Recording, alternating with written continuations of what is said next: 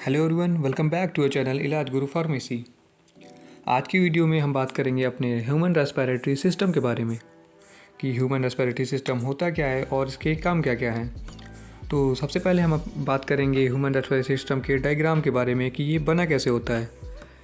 इसमें सबसे पहले हमारा आता है नॉस्ट्रिल, जहाँ से हम एयर अंदर लेते हैं, और नॉस्ट्रिल में हमारे छोटे छोटे हेयर्स पार्टिकल्स प्रेजेंट होते हैं जो कि डस्ट और माइक्रोब्स को अंदर जाने से रोकते हैं। और ये उसके बाद हमारा आता है नेसल कैविटी। नेसल कैविटी से थोड़ा ही नीचे आएंगे पहले फेरिंग्स, और फेरिंग्स से थोड़ा ही नीचे आएंगे तो हमारा आता है लैरिंग्स, जो कि होता है वॉइस बॉक्स। ये हमारा बोलने में सबसे ज़्यादा मेन रोल लैरिंग्स का ही होता है। लैरिंग्स के बाद हमारा आता है ट्रैकिया। ट्रैकिया हमारा बेसिकली विंड पाइप होता है, और ये सी रिंग टाइप होता है। और ट्रैकिया हमारा थोड़ा वाई शेप में होता है, और ये हमारा लंग्स के थ्रू कनेक्ट होता है। लंग्स ट्रैकिया से हमारा कलेक्ट होता है ब्रोंकाई, और हमारा लंग्स बेसिकली सबसे मेन पार्ट हमारा ये होता है कि लंग्स मतलब रेस्पिरेटरी सिस्टम में सबसे ज़्यादा मेन हेल्प करता है लंग। और अगर बात करें हमें डायफ्रेम की, तो ये एक टाइप से सपोर्टर होता है जो कि हमारे लंग्स को सपोर्ट करके रखता है। और लंग्स के अंदर हमारे प्रेजेंट होते हैं एल्वोलाइज, जो कि ये देख रखते हैं पर्पल कलर्स में छोटे छोटे हैं, ये एल्वोलाई होते हैं।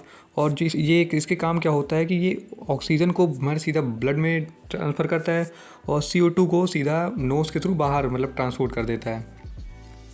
तो अब हम बात करते हैं इसके कुछ फंक्शंस के बारे में कि रेस्पिरेटरी सिस्टम के फंक्शंस क्या क्या हैं। तो सबसे पहला फंक्शन हमारा आ जाता है, ये जैसे मैंने बताया आपको कि ये ऑक्सीजन को सप्लाई करता है।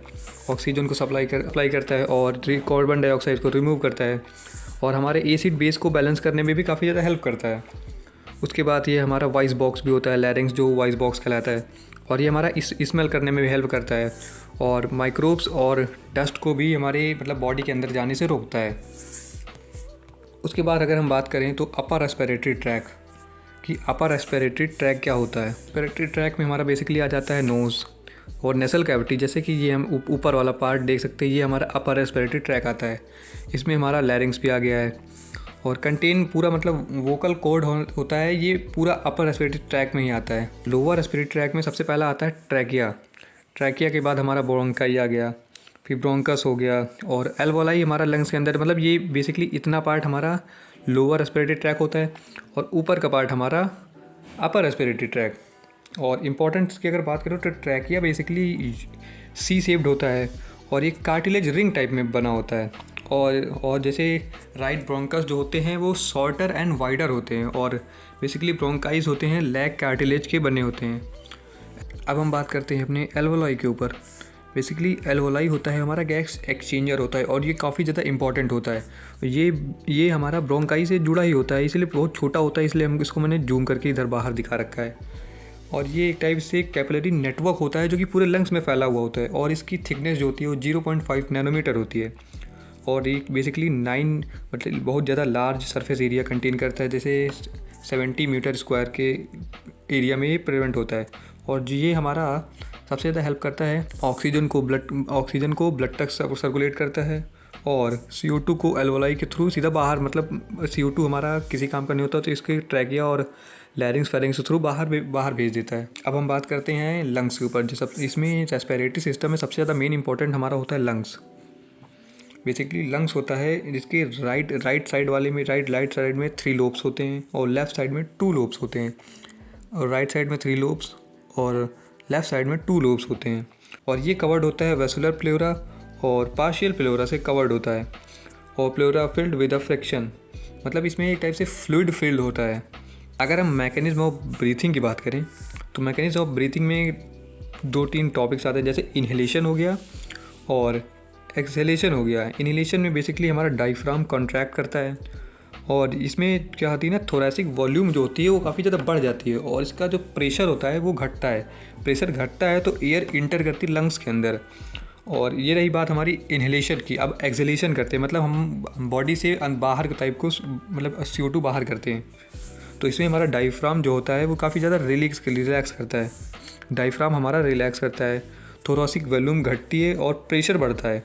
और प्रेशर बढ़ता है तो एयर क्या करता है, हमारा जो पुश करता है, वो एयर हमारा पुश होता है बाहर की तरफ, ये हमारा बाहर साइड को चला जाता है। अगर हम बात करें टाइप्स ऑफ रेस्पिरेशन की, ये हमारे 3 प्रकार के होते हैं। एक्सटर्नल रेस्पिरेशन जो कि होती है लंग्स के थ्रू, और इंटरनल रेस्पिरेशन जो कि होती है टिश्यू के थ्रू, और तीसरी होती है हमारी सेलुलर रेस्पिरेशन, जो कि होती है माइटोकॉन्ड्रिया के through. Transport of respiratory gases, इसमें हमारा बेसिकली 97% का हीमोग्लोबिन होता है और 3% का प्लाज्मा होता है। प्लाज्मा बेसिकली इसमें लिखा नहीं, जो कि प्लाज्मा 3% का होता है। ये हमारा रही बात ऑक्सीजन की। अब हम आते हैं कार्बन डाइऑक्साइड पे। तो कार्बन डाइऑक्साइड बेसिकली होता है 70% ऑफ बाइकार्बोनेट आयंस होते हैं और 7% ऑफ डिजोल्व इन प्लाज्मा होता है और 23% ऑफ हीमोग्लोबिन होता है। अब हम आखिरी में बात करें हमारा कंट्रोल ऑफ रेस्पिरेशन के।